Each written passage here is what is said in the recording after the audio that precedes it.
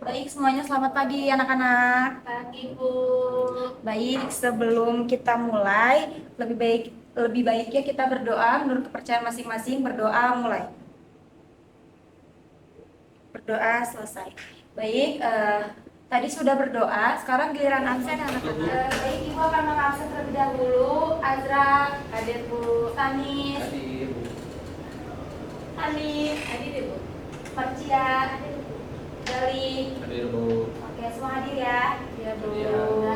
Baik, di sini Ibu akan membahas ruang lingkup dan prinsip moral etika bisnis dengan menggunakan strategi pembelajaran berbasis masalah. Nah, di sini ada definisi strategi pembelajaran berbasis masalah, yaitu pembelajaran berbasis masalah adalah suatu jenis pembelajaran yang dilatar belakangi bahwa manusia sebagai makhluk hidup yang berevolusi selalu mempunyai masalah untuk diselesaikan. Jadi, strategi itu guru itu memberikan studi kasus atau memberikan sebuah tugas yang akan diselesaikan oleh siswa dalam berbentuk kelompok untuk mencari apa inti masalah itu dan menganalisis masalah tersebut.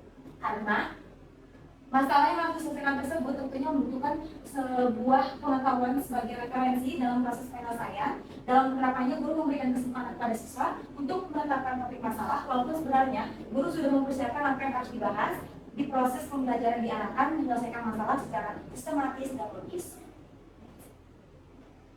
Nah, di dalam strategi itu pasti ada kelebihan dan kekurangannya anak-anak. Di sini kelebihannya itu ada 3. Yang pertama, siswa didorong untuk memiliki kemampuan memecahkan masalah dalam situasi nyata. Jadi, kelebihan yang pertama itu membantu siswa untuk bisa menyelesaikan masalah dalam kehidupan nyata mereka. Yang kedua, pemecahan masalah dapat menantang kemampuan peserta didik serta memberikan kepuasan untuk menentukan pengetahuan baru bagi peserta didik. Jadi, strategi kelebihan yang kedua itu saat siswa sudah bisa memecahkan masalah, disitulah siswa mendapatkan kepuasan untuk menentukan pengetahuan barunya, atau bisa dibilang siswa itu bisa mendapat pengetahuan baru dari pemecahan masalah tersebut. Yang ketiga, pemecahan masalah dapat mengembangkan kemampuan peserta didik untuk berpikir kritis. Jadi kita tuh kalau ingin menyelesaikan masalah itu harus mempunyai pikiran kritis, karena itu penting untuk kita bisa menyelesaikan masalah dan bisa mengembangkan kemampuan berpikir kita. Selanjutnya ada kekurangan. Jadi yang pertama itu kurang cocok untuk diterapkan di sekolah dasar karena masalah kemampuan bekerja dalam kelompok atau pembelajaran berbasis materi itu sangat cocok untuk mahasiswa perguruan tinggi atau tidak atau sekolah menengah. Jadi kekurangannya itu kurang cocok ya buat anak SD atau anak SMP, karena itu lebih cocoknya buat anak SMA atau universitas. Yang kedua, peserta didik tidak memiliki minat atau tidak mempunyai kepercayaan bahwa masalah yang dipelajari sulit untuk dipecahkan, maka mereka akan merasa enggan untuk belajar. Jadi kekurangan yang kedua itu peserta didik itu ada beberapa yang kurang minat atau tidak mempunyai kepercayaan untuk menyelesaikan masalah. Mereka itu menganggap bahwa mereka itu tidak bisa menyelesaikan masalah. Ketiga, pembelajaran berbasis masalah itu tidak dapat diterapkan untuk setiap materi pembelajaran. Jadi untuk pembelajaran berbasis masalah itu tidak semua mata pelajaran atau mata kuliah menggunakan strategi tersebut. Nah, di sini ada manfaat dan tujuannya. Jadi manfaat yang ibu ambil itu agar mengembangkan dan meningkatkan kemampuan siswa untuk memecahkan masalah dan mengembangkan berpikir kritis dan keterampilan komunikasi pada siswa.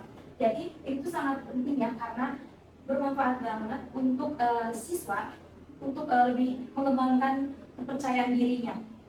Terus tujuannya, siswa dapat meningkatkan keterampilan memaknai informasi, kolaborasi, belajar tim, dan keterampilan berpikir kreatif dan teknologi.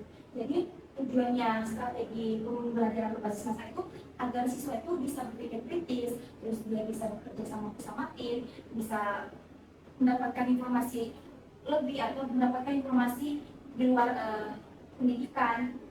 Jadi ini tuh sangat penting sekali diterapkan dalam materi kita hari ini. Nah, di sini ada pembahasannya. Di mata kuliah ekonomi bisnis ini kita sudah mempelajari dasar moral dan etika bisnis, dan di mana moral bisnis itu mengacu pada nilai-nilai norma yang mengatur perilaku karyawan dalam lingkungan kerja. Moral yang baik membantu menciptakan budaya kerja yang positif, meningkatkan kepercayaan dan kerjasama antar karyawan serta meningkatkan produktivitas dan efisiensi. Jadi strategi pembelajaran berbasis kata itu cocok untuk moral bisnis dan konsep dasar etika bisnis. Karena moral di sini itu mengatur nilai-nilai perilaku karyawan di lingkungan kerja yang bisa mendampakkan hal positif seperti meningkatkan kepercayaan dan kerjasama antar karyawan. Selanjutnya ada konsep dasar etika bisnis.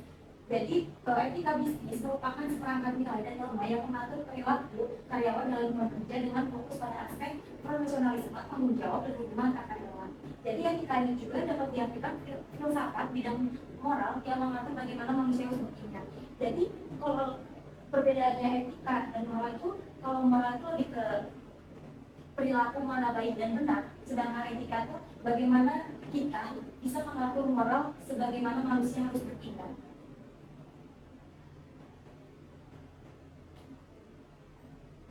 Nah, di sini ada 3 studi kasus yang akan Ibu berikan kepada kalian sebagai tugas, yang dimana nanti kalian itu akan berkelompok dan kelompoknya akan Ibu pilih.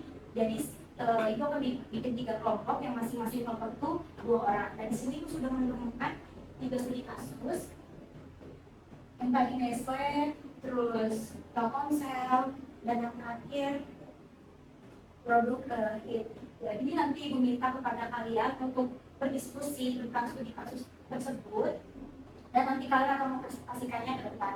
Dan Ibu akan memilih judul yang pertama itu akan dijelaskan oleh kelompok 1, dan judul yang kedua Nestle akan dipresentasikan oleh kelompok 3, dan judul yang terakhir Telkomsel akan dipresentasikan oleh kelompok 2. Cukup sekian anak-anak materi yang bisa disampaikan. Selebihnya kalian berdiskusi tentang tugas yang sudah diberikan. Apakah ada yang ingin bertanya? Oke, kalau tidak ingin bertanya, Ibu serahkan kembali ke kalian untuk melakukan diskusinya. Terima kasih. Baik, kami akan menganalisis kasus perusahaan yang jadi katanya analisisnya sedikit ya. Berarti apa yang bisa saya kesimpulan? Berarti nanti yang paling satu 3 gimana aja?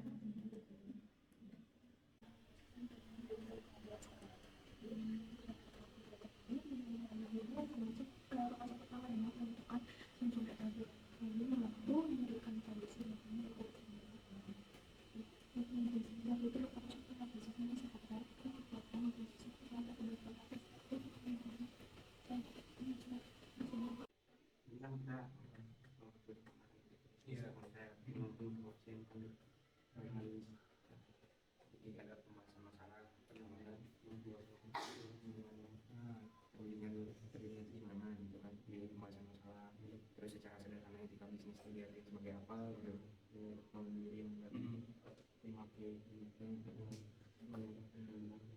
Oke, perkenalkan kami dari kelompok 2. Nama saya Stanislaus. Nama saya Yodi. Kita akan membahas artikel kasus pelanggaran etika bisnis Telkomsel diduga lakukan manipulasi dalam iklan Talkmania. Oke, kita mulai dulu dari pembahasan masalah. Secara sederhana, etika bisnis itu dapat diartikan sebagai suatu aturan main yang tidak mengikat karena bukan hukum. Kemudian sebagai bagian dari masyarakat, tentu bisnis tunduk pada norma-norma yang ada pada masyarakat. Kemudian perubahan perdagangan di dunia menuntut segera dibenahinya etika bisnis agar tatanan ekonomi semakin membaik. Oke, langsung masuk ke kesimpulan aja ya. Dan kesimpulannya, pelanggaran etika bisnis itu dapat melemahkan daya saing hasil industri di pasar internasional. Ini bisa terjadi jika para pengusaha kita lebih parah lagi bila pengusaha Indonesia menganggap remeh etika bisnis. Kecenderungan makin banyak pelanggaran etika bisnis membuat keprihatinan banyak pihak, dan pengabaian etika bisnis disarankan akan membawa kerugian tidak saja buat masyarakat tapi juga tatanan ekonomi nasional. Cukup sekian dari kelompok 2, saya Stanislaus dan Saya Yodi. Mohon maaf jika ada kesalahan-kesalahan. Terima kasih. Baik, kami dari kelompok 3 akan mempresentasikan mengenai studi kasus pelanggaran Nestle Indonesia dengan anggota yaitu Azra Laila Nuranta dan teman saya Karcinta Malika.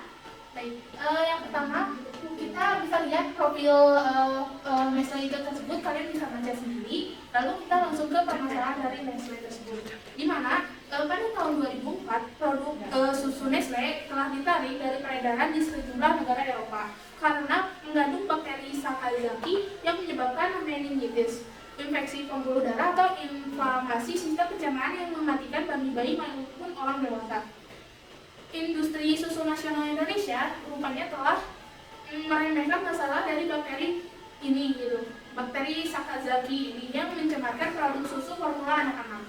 Menurut situs Science New Online, dari penelitian yang dilakukan di 35 negara ditemukan bahwa tingkat pencemaran bakteri Sakazaki ini pada susu formula bayi sebesar 14% atau 20 kali dari 141 kali yang diteliti.